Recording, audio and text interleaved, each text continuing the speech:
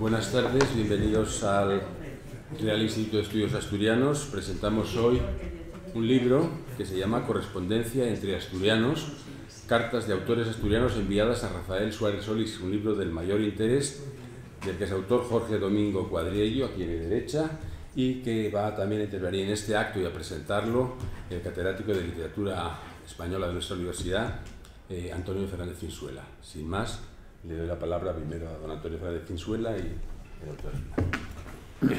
Muchas gracias, señor director de RIDEA, admirado investigador y entrañable amigo Jorge Domingo Cuadriello, querido público. La presentación del libro Correspondencia entre asturianos, cartas de autores asturianos enviadas a Rafael Suárez Solís, creo que debe basarse en exponer ante ustedes fundamentalmente dos tipos de informaciones. La primera, un breve resumen de la personalidad de Rafael Suárez Solís. Nacido en Avilés el 29 de agosto de 1881 y fallecido en La Habana el 27 de octubre de 1966, fue alumno de José Benigno García, Marcos del Torniello, en su ciudad natal, e inició estudios de ingeniería, pero los dejó y pasó a ser periodista. En 1907 emigra a Cuba, donde colabora en diversos periódicos y revistas, empezando por el conservador y muy influyente Diario de la Marina, dirigido por un asturiano. Autor de teatro, destacará su obra Barrabás, estrenada en 1938, pero escrita ya el año anterior. Participa en actividades políticas cubanas. Además, es un declarado republicano. Fue uno de los fundadores en Cuba de la Alianza Republicana Española. También escribió diversos libros de ensayo. Sorprendido en Madrid por la Guerra Civil, es corresponsal en el Frente Republicano y regresa a Cuba en noviembre de ese año. Tenía nacionalidad cubana desde 1911. Su trayectoria desde entonces se intensifica aún más como periodista, dramaturgo y crítico de teatro, arte y cine. También ejerció temporalmente otros trabajos como jefe de publicidad de las tiendas Fin de Siglo y El Encanto, esta impulsada por el asturiano José Fernández Rodríguez, Pepín Fernández, el futuro fundador en Madrid de Galerías Preciados y uno de sus corresponsales antes y después de la Guerra Civil. Participa en multitud de actos culturales, ocupa algunos cargos de este tipo y en 1962 publica 5 relatos extensos en su libro Un pueblo donde no pasaba nada, novela del tiempo quieto, publicado en la Universidad Central de Las Villas, en Cuba, en el año 62, cuyas historias se ubican preferentemente en distintos barrios y calles de una inominada ciudad, pero que es su Avilés natal. Es una obra de toque irónico y crítico, al modo de La Regenta, con personajes a veces farsescos y desventurados, pero sin que falte una mirada compasiva hacia ellos. Y en alguna narración asoman diálogos de raíz teatral. Es un libro que realmente merece ser mucho más conocido. La otra información a que aludí es la referente a la personalidad investigadora de Jorge Domingo Cuadriello. Nacido en Cuba de padres asturianos y con doble nacionalidad cubana y española, su muy amplia y densa trayectoria ha hecho de él el especialista por excelencia en las relaciones del exilio español de 1939 y Cuba. Investigador desde fines de los años 80 hasta fechas muy recientes en el Instituto de Literatura y Lingüística José Antonio Portuondo Baldor, en La Habana, sus trabajos fueron recuperando y analizando la múltiple labor de numerosos escritores españoles que, sobre todo a causa del exilio, quedaron postergados en las editoriales, revistas y ámbitos académicos españoles. Hace casi 25 años, en concreto en octubre de 1999, se celebraba en la Facultad de Filología de la Universidad de Oviedo el Congreso Internacional titulado 60 años después, el exilio asturiano de 1939, que responde a una iniciativa, con algunas modificaciones, del profesor Manuel Aznar Soler de la Universidad Autónoma de Barcelona, director del GESEL, es decir, el Grupo de Estudios del Exilio Literario. Es el grupo de referencia en estos momentos en el ámbito español de estudios de literatura, también de otras artes y manifestaciones del exilio. En el Congreso Asturiano, Jorge Domingo Cuadriello empezaba así su conferencia titulada Escritores asturianos exiliados en Cuba. Poco es en realidad lo que se ha escrito acerca del exilio republicano español en Cuba con motivo de la Guerra Civil. Salvo algún estudio dedicado a una figura en específico, Juan Ramón Jiménez, Manuel Altarraguirre, Juan Chabás o Alfonso Rodríguez Castelao, Unos pocos artículos de carácter panorámico y una discreta incursión en este tema desarrollada por algunos historiadores, no resulta posible encontrar textos que profundicen en dicho fenómeno migratorio de raíz política. Dentro del contexto general de los perseguidos políticos españoles, que a partir de 1936, una vez iniciada la guerra, buscaron refugio en tierra cubana, le corresponde un lugar significativo a los de origen asturiano. No debe este hecho ser motivo de sorpresa si tomamos en consideración que por entonces en la isla existía una sólida colonia asturiana, importante por su número, su poder económico y su repercusión en el orden social. 13 años más tarde, y ya muy enriquecida su amplia trayectoria investigadora, a la pregunta de por qué se interesó por el tema de la guerra civil española y el exilio español en Cuba, responde: conté con dos motores de impulso, si se me permite esa alusión mecánica. Uno que respondía a la posibilidad de contribuir a un tema casi virgen de la historia reciente de Cuba y otro de carácter sentimental. El primero, evidentemente, es el de la posibilidad y la necesidad de cubrir ese vacío que había en las investigaciones sobre el exilio literario y no literario español en Cuba. El segundo motor ya estaba en mí desde la niñez, cuando le escuchaba a mis padres, asturianos, las historias de la guerra civil y en particular a mi padre, combatiente voluntario en defensa de la República, las anécdotas sobre la contienda, la represión franquista, la dura experiencia en las cárceles y en los campos de trabajo forzado que padeció tras la caída de Asturias en poder de los sublevados y las penurias que conoció hasta poder trasladarse a Cuba en 1953.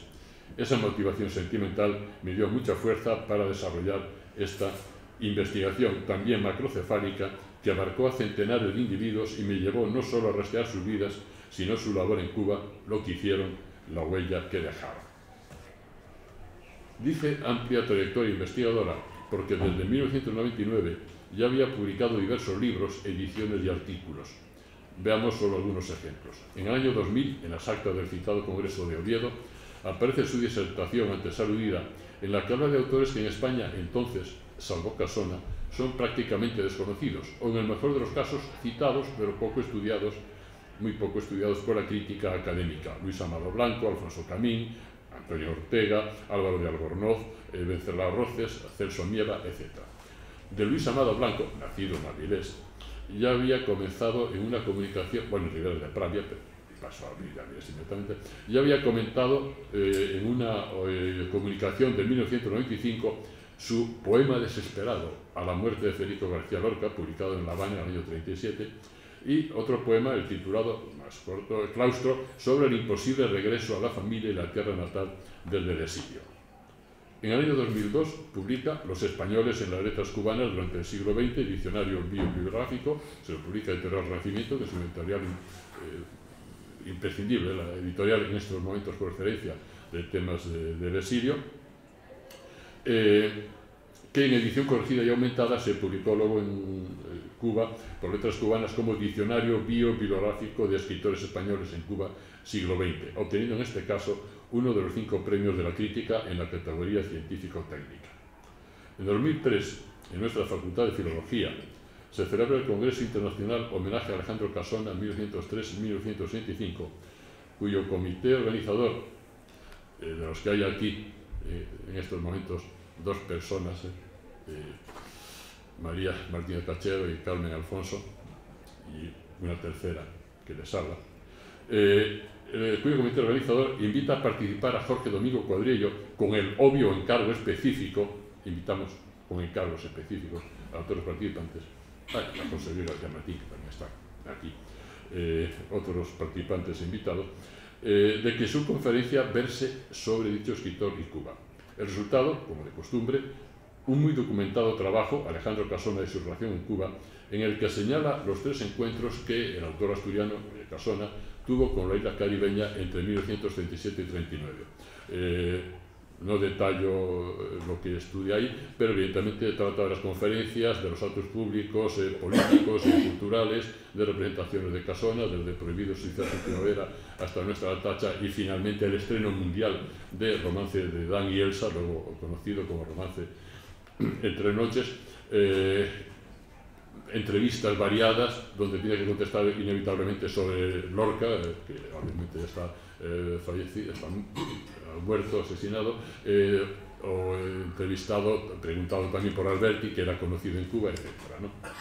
Y Jorge Domingo finaliza su conferencia tratando de la correspondencia entre Casona y el amigo de Casona, el otro pedagogo, Herminio Almendros. En una carta a Luis Amado Blanco y a Rafael Suárez Solís, Casona les pide que hagan todo lo posible para sacar de Francia a su amigo. Este hombre, magnífico de inteligencia y de corazón, hijo de un albañil humilde, está acostumbrado desde la infancia al trabajo y la frugalidad, y nada ha de arredrarle en este sentido. Efectivamente, acaban consiguiendo que Almendros vaya desde Francia a Cuba. Y Jorge Domingo transcribe parte de otras cartas entre Casona y Almendros. La carta a Luis Amado Blanco y a Suárez Solís es la única no inédita de correspondencia entre asturianos, si no me equivoco. También, a lo mejor me equivoco, también en 2003, y con motivo del centenario del nacimiento del narrador y político gijonés Antonio Ortega, que fue profesor en el Instituto Alfonso II de Oviedo, y que vivió en el exilio cubano hasta sus prontas desavenencias, Jorge Domingo va a participar en las jornadas que le dedica al Ateneo Obrero de Gijón, con una intervención con el título inevitable de El exilio de Antonio Ortega en Cuba. El 10 de noviembre aparece su edición de una antología de cuentos de Antonio Ortega con el título de Chino Olvidado y otros cuentos, publicado por Renacimiento en el año 2003, que son relatos de Ortega que llevan un iluminador prólogo sobre la trayectoria vital de este magnífico narrador gijonés. Presta especial atención al gran relato de la primera parte del título de la recopilación, un texto de raigambre kafkiana, Chino olvidado, de que nadie se hace cargo en Cuba y acaba muriendo trágicamente abandonado, que es un tema, por otra parte, de cierta tradición literaria, el chino olvidado, el diferente, el marginado en un mundo que no lo conoce. Pensemos, por ejemplo, que Jack London tiene un relato semejante, ubicado en otro lugar, pero con el mismo planteamiento, es el chinago, y Alfonso Sastre, el dramaturgo español, en los años 70 escribió su farsa titulada Ahora no es de leer, ahora no es de reír, sería obviamente pronunciado en castellano, ¿no? En 2009, Jorge Domingo publica El exilio republicano en Cuba, en la editorial Siglo XXI, con prólogo de Alfonso Guerra, y ahí ofrece su documentadísimo estudio de las muy diversas facetas de la presencia de los españoles exiliados, escritores o no, que temporal o definitivamente vivieron en la isla. Aparecen nombres como, de nuevo, Luis Amado Blanco, como José Ramón González Regueral Valdés, como Francisco Martínez Allende, hombre de teatro, formó parte de la Barraca y fue dramaturgo también, Antonio Ortega, inevitablemente, Álvaro de Albornoz, el político, Celso Amieva, Alfonso Camín, Alejandro Casona o el traductor y profesor de Cerrao Roces. La inmensa mayoría de estos nombres que acabo de citar aparecen en correspondencia entre asturianos como corresponsales o como aludidos. Ese mismo año 2009 participa en el congreso de la serie ahora llamada 70 años después, celebrada en Oviedo, en el que habla sobre la guerra civil vista por tres cuentistas asturianos exiliados en Cuba. Los tres cuentos están incluidos en otro libro, en otra antología, que se llama Sentido de la derrota, selección de textos de autores españoles exiliados en Cuba, antología realizada por Jorge Domingo Cuadrello y por el también hispano-cubano y magnífico investigador Roger González Martel. Los cuentos son La huida, de Antonio Ortega, incluido posteriormente en Chino olvidado y otros cuentos, Pepín el mulato, de Luis Amado Blanco, y ¿Dónde está el Tin?, de José Ramón González Regueral Valdés. Para no hacer mucho más amplia mi intervención, salto ciertas páginas. Únicamente recuerdo, por ejemplo, tiene una edición de un libro sobre los sefardíes españoles, los sefardíes regresados a España, debido al sefardí nacido en Esmirna, José Meir Estrugo Hassan, un personaje que, por cierto, durante la Guerra Civil estuvo en la zona norte con el ejército republicano, y en algún documento que da a conocer Jorge Domingo en esa edición, se dice, documento masónico, que había nacido en Oviedo. Él, con argumentos fehacientes, pues dice que eso no puede, bueno, que esa es una información falsa. En 2012 escribe la introducción y selecciona los textos de una antología de artículos de Soael Solís, a la que pone el título de Periodismo y Cultura, publicado en Santiago de Cuba. En la introducción, de 30 y tantas páginas, hace un detallado y documentado recorrido por la trayectoria vital del escritor, tras lo cual divide en varios apartados los artículos según los temas que tratan: lengua y literatura, teatro, pintura y escultura, música, ballet, cine y artículos costumbristas. Y llegamos al día de hoy a esta presentación del libro Correspondencia entre asturianos, sobre el que lógicamente tiene que hablar Jorge, ¿no? Yo solamente haré unas mínimas consideraciones. El libro incluye cartas que se redactaron desde fines de 1927 hasta 1965. Son un total de 56 o 57 misivas, repartidas entre una veintena de corresponsales, varios de los cuales asistieron al homenaje que el 1 de marzo de 1928 se le dispensó en Madrid a Soael Solís, con motivo de su próximo regreso a Cuba el 16 de marzo de 1928, desde Gijón. Entre los asistentes a ese evento figuraban Ramón Gómez la Serna, Ángel Lázaro, José López Rubio, Alfonso Camín, José Díaz Fernández y Constantino Suárez Españolito, el bibliógrafo por excelencia de la cultura asturiana. Su regreso a La Habana no significa que se le olvide en España, pues la prensa de aquí publica noticias como su detención y su encarcelamiento en Cuba por ayudar a luchadores políticos contra la dictadura del general Gerardo Machado. De vuelta otra vez a España, en 1935, publica artículos en los que aparecen escritores asturianos como Españolito, Constantino Suárez, en un artículo titulado El humor, la sidra y el orvallo, o Alejandro Casona, en este caso una muy elogiosa reseña de nuestra Natacha. Españolito será el autor de la primera carta que aparece en el libro, del 17 de septiembre de 1927, y Casona el de la última, del 26 de agosto de 1965, menos de un mes antes de que Casona muriera por problemas en una operación del corazón. De los corresponsales de Soael Solís, nacidos en Asturias, y salvo dos, todos visitantes o residentes con distinta duración de temporalidad, ¿no?, de Cuba, algunos no tuvieron una carrera literaria medianamente consolidada en uno u otro país. También hay algún corresponsal que no pertenece al ámbito de la literatura, si bien posee una alta y casi diríamos que inesperada cultura literaria. Es el caso de Pepín Fernández, el fundador de Galerías Preciados.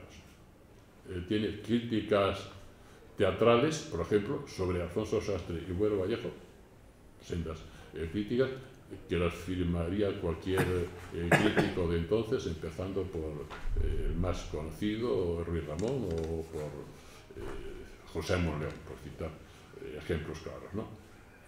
También hay algún corresponsal que no pertenece al ámbito de la literatura, si bien posee, también hay que señalar que no todos son exiliados republicanos, pues hay dos franquistas declarados y dos empresarios, uno de ellos a su vez exiliado de Fidel Castro.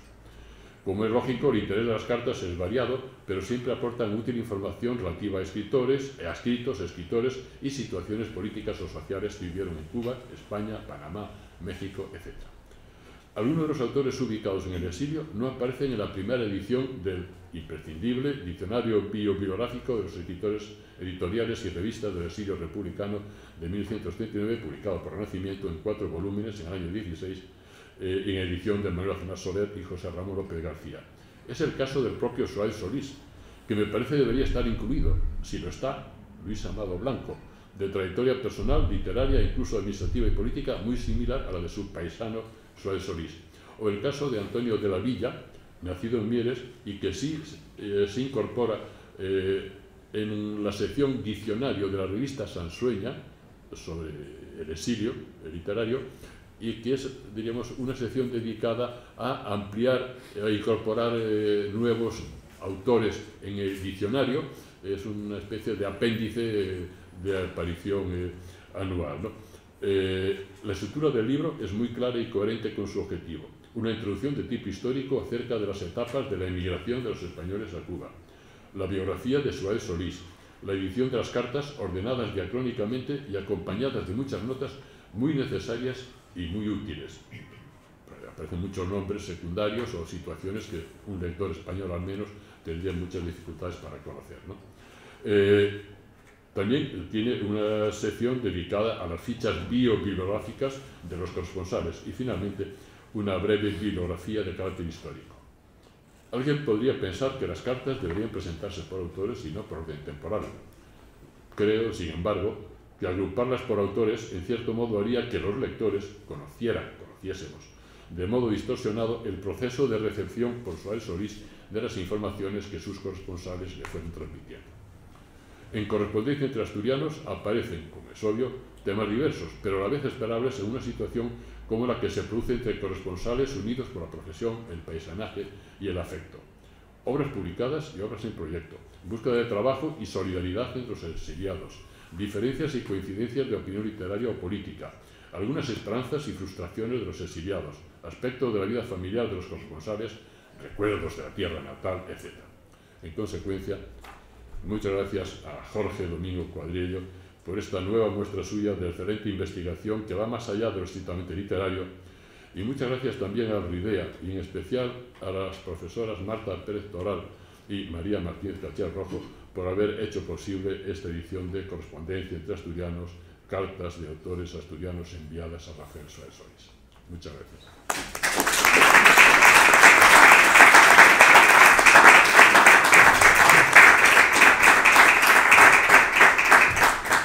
Muchas gracias al profesor Fernández Chinsuela por esta disertación y le pasamos ahora la palabra al autor del libro de Correspondencia entre Asturianos. Esta megafonía no es muy buena, con lo cual mejor apuntar directamente aquí. Buenas tardes a todos. Mis primeras palabras para agradecer a esta institución, al Real Instituto de Estudios Asturianos, la publicación de este libro. Esta investigación o esta compilación de cartas que ya yo tenía hechas y engavetadas de hacía casi 20 años sin que le diera posibilidad alguna de publicar en Cuba. Quisiera también manifestar desde un inicio mi agradecimiento a la profesora María Martínez Caché Rojo, aquí presente. Fue una conversación de sobremesa hace 2 años aquí en Oviedo, que conversando con ella, con el profesor Fernández Chinsuela y con la profesora también Virginia Gil, que yo lancé esta posibilidad de publicarlo y bueno, sobre todo María canalizó esa iniciativa y bueno, aquí está el resultado, al cabo lógicamente de un tiempo. Quiero también agradecer por supuesto a Fernández Chinsuela por sus palabras y por sus elogios, un poco merecidos y un poco fraternalmente exagerados. La amistad es así. Bueno, ya cayendo en el libro, que considero que este libro es el verdadero protagonista de este encuentro. Todo libro tiene su historia, aunque sea un libro muy modesto. Detrás de ese libro hay toda una iniciativa, objetivos, a veces hay vicisitudes por las que pasa una publicación. En este caso concreto parte de que en el Instituto de Literatura y Lingüística en La Habana, donde yo trabajo ya desde hace 34 años, se conserva, en el archivo literario se conserva el fondo de Rafael Suárez Solís. Hay también otros fondos importantes como el poeta Nicolás Guillén, el polígrafo Fernando Ortiz y otros autores que a lo mejor para ustedes no les resulta tan conocido, pero es un archivo muy importante. En el caso del archivo Suárez Solís, la familia directa de él, el hijo y el nieto, se encargaron de donar todo ese legado a este instituto y allí se conserva, y yo me lancé a la agradable tarea de revisar ese fondo, y entonces fui encontrando todo un material muy aprovechable, porque por suerte Rafael Suárez Solís guardaba en álbumes todos los trabajos que iba publicando en la prensa periódica. Publicó, no exagero, más de 2.000 o yo creo que 3.000 artículos en la prensa periódica cubana, en los principales periódicos, el Diario de la Marina, El Mundo, en la revista Bohemia, es decir, prácticamente en todas las publicaciones importantes en Cuba desde el año 1908, cuando ingresó como un simple redactor en el Diario de la Marina, hasta el mismo año 1968, cuando muere en La Habana. Imaginen ustedes cuánto escribió. Entonces, primeramente se me ocurrió hacer una compilación de los artículos de Suárez Solís de carácter cultural. Él tenía unos conocimientos enormes, una cultura muy amplia, aunque no se llegó a graduar ni en la Universidad de Oviedo, donde cursó un curso, si acaso, de ingeniería, ni en la Universidad de La Habana tampoco. Sin embargo, fue un hombre que logró adquirir una cultura muy grande. También le benefició el hecho de ser hijo de un médico, de un doctor, y ya por ahí desde pequeño le fueron inculcando los conocimientos culturales. Llega a La Habana y vamos a decir que cayó con buen pie, porque un tío de él era subdirector del Diario de la Marina, Lucio Suárez Solís, y le abrió las puertas para que él pudiera ingresar en la redacción de este importantísimo periódico que dirigía entonces un asturiano de Villaviciosa, Nicolás Rivero Muñiz. Y ya ahí fue avanzando, escribiendo críticas de teatro, adentrándose también en otros temas culturales, en temas políticos igualmente. Y bueno, ya le digo, cuando yo encontré todo este material y todos estos artículos ahí en estos álbumes que él había preservado, entonces hice una clasificación desde el punto de vista, vamos a decir, de las distintas orientaciones teóricas o culturales de estos trabajos, y los clasifiqué, digamos, los que se dedicaban, abarcaban el tema de la literatura, de la pintura, de la música, del teatro, etc. Y entonces el resultado fue la publicación de ese libro en la Editorial Oriente de Santiago de Cuba, Periodismo y Cultura. Ese fue el título que le puse, con una introducción y con un recorrido biográfico bastante amplio de la trayectoria de Suárez Solís. Después, viendo, ya les digo, todo este material prácticamente virgen que estaba allí, me interesé por la correspondencia, y durante su larga vida Suárez Solís se estuvo carteando con importantísimos intelectuales. En este caso, por la vena, vamos a decir, familiar, ¿no?, que me toca muy de cerca, ya señalaba el profesor Fernández Insuela que soy hijo de asturianos. Bueno, ese motor sentimental me llevó a interesarme concretamente por los escritores asturianos e intelectuales en sentido general, incluso, como ya decía el profesor Fernández Insuela, algunos que no eran propiamente intelectuales, pero tenían un amplio conocimiento, o eran hombres de cultura, como en el caso de Pepín Fernández, ¿no?, que fue primeramente en Cuba uno de los gerentes de la famosa tienda del Encanto, que fundaron también otros asturianos, los Solís, que no tenían directamente relaciones familiares con Rafael Suárez Solís, y Aquilino Entrialgo, otro asturiano, y la tienda del Encanto llegó a ser un emporio de una de las tiendas más importantes de América Latina, y no exagero. Y fue Pepín Fernández, cuando regresa aquí a España, que funda Galerías Preciados y creo que Cederías Carreta también. Bueno, pues en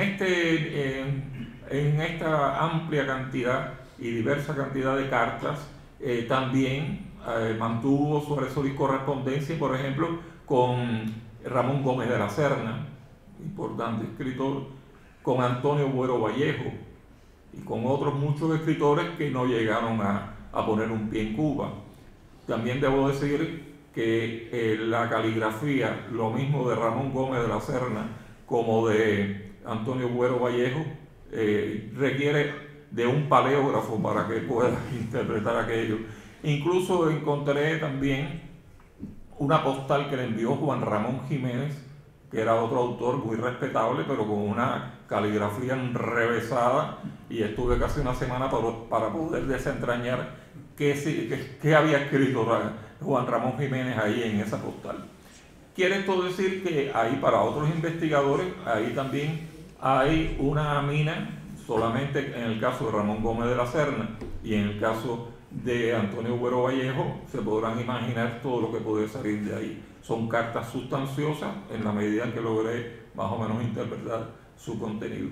Pues bien, yo, digamos, de ese gran pastel preferí aprovechar la porción, vamos a decir, asturiana, y entonces fui compilando las cartas de estos autores. Ya Fernando Insuela mencionaba algunos, desde Alejandro Casona, Alfonso Camín, Españolito, Luis Amado Blanco, Celso Amieva. Bueno, no voy a describir completamente toda la relación de los autores. Y entonces le añadí todo un cuerpo de notas para poder ilustrar al lector con figuras, vamos a decir, secundarias, aunque en algunos casos autores medianamente conocidos, ¿no? Claro que me parece de muy mal gusto los que le ponen una nota sobre Miguel de Cervantes, digamos, como si el lector fuera casi un analfabeto, pero hay otros autores menos conocidos, y sobre todo si se refiere a algún autor cubano que aquí en España es casi un desconocido, no lo voy a obligar a recurrir a la Wikipedia para que entonces se informe quién fue ese individuo. Y también cuando, por ejemplo, Suárez Solís o uno de los que le escribe, uno de los remitentes le escribe y hace alusión a algún artículo, ¿no? Publicó tal cosa, esto, me tomé el trabajo de rastrear esos artículos. Muchas veces logré encontrar en la prensa a qué artículo se refería, o a qué fenómeno, a qué acontecimiento se refería. En otros casos, como podrán imaginar, resultó poco menos que imposible. Y al final le añadí una ficha bibliográfica de los remitentes de estas cartas, para que el lector pueda entonces estar bien informado. Creo que este autor avilecino ha estado por mucho tiempo bastante olvidado. Estos esfuerzos que he hecho, y tengo entendido que también aquí en Asturias algunos investigadores han tratado de darle la importancia que de verdad merece, la distancia entre Cuba y España, también las diferencias políticas que existieron en determinados momentos, ha dificultado ese proceso de reconocimiento de este autor, pero yo creo que al fin y al cabo la verdad se va abriendo paso, no solamente en el caso de Suárez Solís, sino también de Antonio Ortega, de otros autores que estuvieron bastante olvidados durante muchos años. Para citar otro ejemplo, María Zambrano, la gran pensadora malagueña, que vivió en Cuba, que escribió obras importantes en Cuba, también durante mucho tiempo estuvo olvidada, en Cuba me estoy refiriendo, ¿no? Y sin embargo, ya en los últimos años ha habido todo un movimiento de intelectuales que le están concediendo a María Zambrano la importancia que de verdad merece. Y hay estudiosos, todavía ahora en el pasado mes de abril se celebró en La Habana un evento por los 120 años de María Zambrano. Quiere esto decir que, bueno, hay figuras, en este caso particular, de autores intelectuales españoles en Cuba que hicieron contribuciones muy importantes, y que constituye un acto de justicia rescatarlos y darles la importancia que merecen. Eso es en sentido general lo que les puedo decir. No creo necesario caer en detalles. Ya el profesor Fernández Insuela dio una especie de bosquejo biográfico de este autor avilecino, y lo demás ya corre por cuenta del libro, ¿no? soy de la opinión de que los autores no deben estar empujando de todas maneras una obra, sino canalizarla y que el libro se defienda solo y que la obra se encamine, ¿no?, y llegue a buen puerto. Muchas gracias de nuevo a ustedes por la asistencia y a esta institución por haber aceptado la publicación de este libro.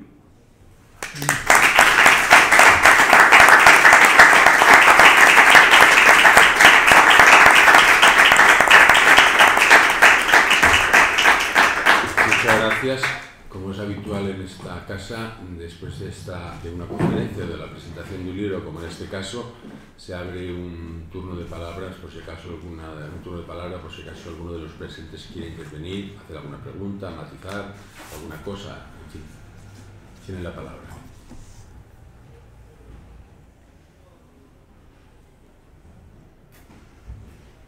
Veo que nadie se anima.